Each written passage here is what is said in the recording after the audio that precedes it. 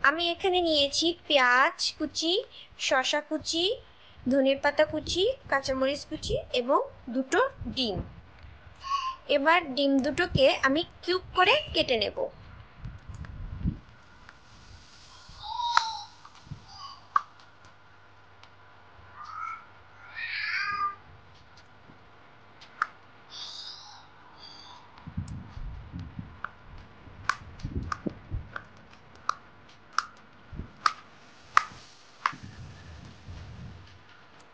ডিমগুলোকে একেবারে কুচি কুচি করে কেটে নিয়েছি। ডিমগুলো দিয়ে দিচ্ছি একটা মিক্সিং বোলের মধ্যে। এর মধ্যে ধনেপাতাগুলো দিয়ে দিলাম, শসা কুচি, পেঁয়াজ কুচি, কাঁচামরিচ সব কিছু দিয়ে দিচ্ছি। আর আমি এখানে দিয়ে দেবো একটা সস।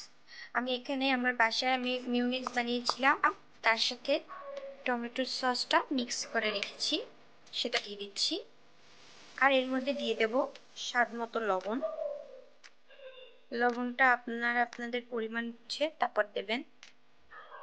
মূলত এখানে সবটাই আপনাদের যতটুকু বানাবেন সেটা পরিমাণ বুঝে তারপর দেবেন। স্যান্ডউইচের ভিতরে পুরটা একেবারে রেডি। আমি এখানে 2 টুকরো ব্রেড নিয়েছি, এর 5টা একেবারে কেটে নিয়েছি। এবার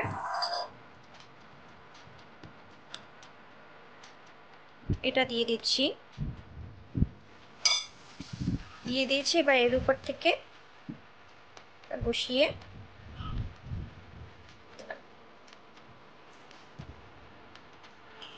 এটাকে এখান থেকে কেটে নিচ্ছি।